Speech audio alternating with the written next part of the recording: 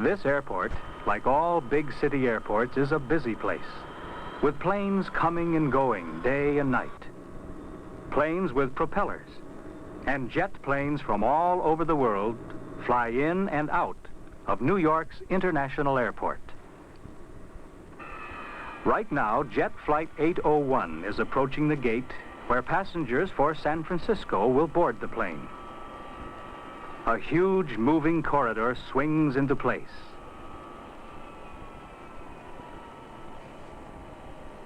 It is called a jetway. Through it, passengers can board the jet plane directly from the waiting room, safely and comfortably, regardless of the weather. The airport bus is already bringing passengers for Flight 801. But Sue and Bob Allen are at the gate ahead of time. They are taking their first airplane trip alone. The passenger supervisor, Mr. Peterson, is there to help them. They can be the first passengers to board the plane, he says, as he leads them to the boarding area. Grandpa Allen is a little worried. You see, Mrs. Allen and I just couldn't make the trip to San Francisco. Their parents, they've just found a house out there, and quite naturally they want the children with them. Really, there's no problem. We often have children traveling alone. Oh, by the way, let me introduce you to our stewardess. Miss Murray, Mr. and Mrs. Allen. This is Susie and Bobby. Oh, it'll be fun having them on board. Say, it looks like you have another passenger here. Oh, she won't be any trouble. No, no trouble at all, except she can't ride in the main cabin. However, if she has a ticket, I'm sure Mr. Peterson will find room for her. Flight 801, non-stop to San Francisco. Grandpa and Grandma will have to say goodbye here, for only passengers are allowed to go out to the jetway leading to the plane. There's Mr. Peterson, just putting Skippy into a box specially made for dogs and cats that travel by plane. Goodbye, Skippy. Goodbye, Grandpa and Grandma, shout the children. And they hurry on to find a seat in the big and comfortable cabin of the jet. Now the other passengers begin to board the plane through the jetway. While the passengers get seated, Bob and Sue turn to the many interesting sights of the busy airport. Mechanics check and service the big jet engines. Men load luggage into special containers, which are then covered and closed and driven to a loading hatch under the plane.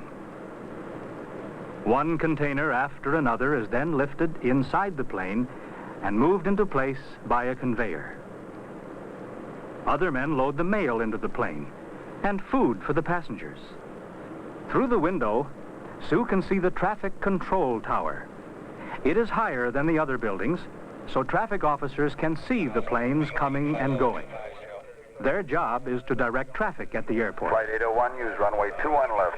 Advise when ready to taxi. Captain Mills replies, Idlewild ground control, flight 801, ready to taxi. now the plane is ready to leave. Before takeoff, Miss Murray helps Bob and Sue fasten their seatbelts. Seatbelts make takeoffs and landings safer for the passengers.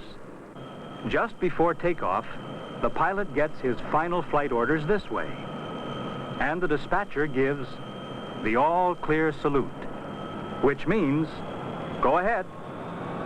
And off she goes from the loading ramp to the jet runway.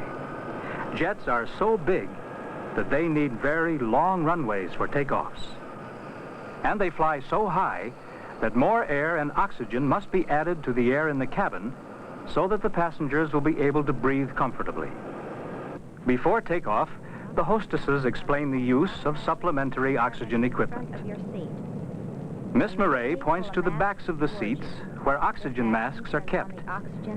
She shows how to use the masks in case the air in the cabin should drop below normal pressure. Place the mask over your nose and mouth and adjust the headband. Breathe normally and continue to wear your mask.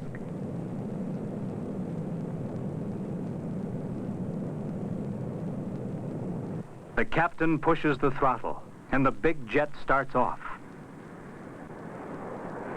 And finally, the wheels leave the ground.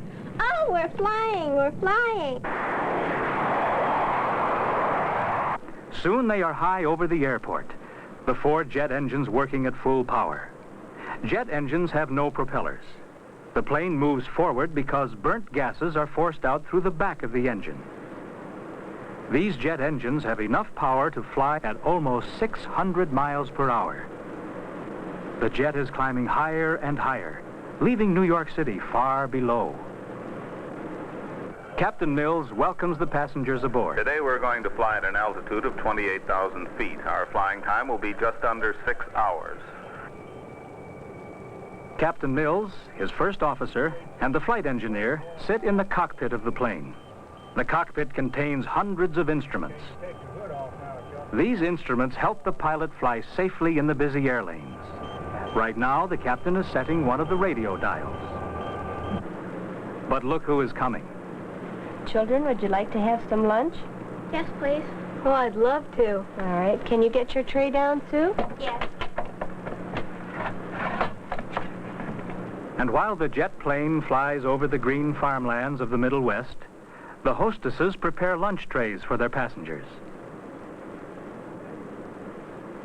Here is one for Sue. And one for Bob. See how neatly everything is arranged on the tray? Meat, vegetables, dessert, and milk.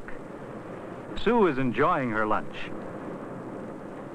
As the passengers eat, the plane continues its westward journey over the Great Plains. Would you like to take a nap? No, thank you. Airplane seats are comfortable. You can push the backrest down and curl up. Many passengers like to take naps. But Bob and Sue have too much to see. Susan, would you like a junior stewardess pin? Oh, yes, thank you. And how would you like to be a junior pilot? Oh, I'd love to. Now Sue and Bob are glad they didn't take a nap. Look now, we're flying over Denver.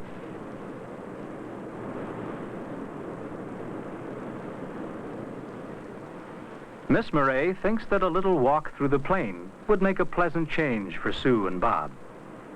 She is taking them to the lounge in the front of the plane. Sue finds a map on the table. Miss Murray, where are we now? We're exactly here, Susie. This is First Officer Jennings. We are about to cross the Continental Divide.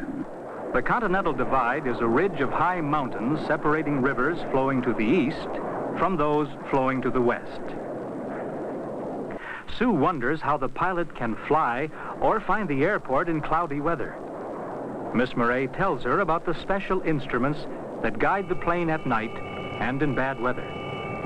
Radio signals direct the plane on its way and to the landing field, almost as if it were gliding along a highway.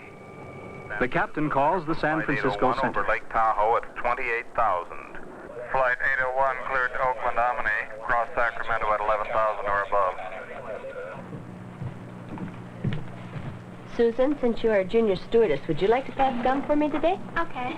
What about me? Oh, I have a box for you, too. There's one for you. And this one for you, Susan.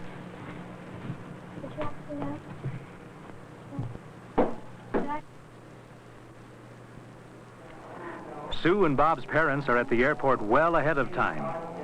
The passenger agent has assured them that the airplane is already over the San Francisco Bay. Fasten your seatbelts, please. Already? Sue and Bob are surprised. Wasn't this a quick flight? Below, they can see the city where their new home will be.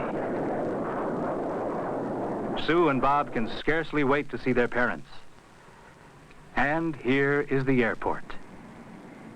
Slowly and carefully, their jet approaches the landing field. And soon the wheels touch the runway in San Francisco.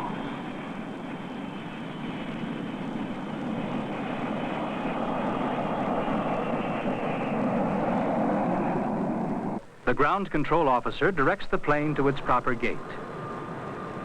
Flight 801 now rising gate 5. Goodbye, Susie and Bob. You've been wonderful passengers. Out go Bob and Sue, running to meet their parents. And here comes Miss Murray with Skippy. Bob and Sue can't wait to tell their parents all about their first jet airplane trip. Now they understand better why people say, we live in a jet age.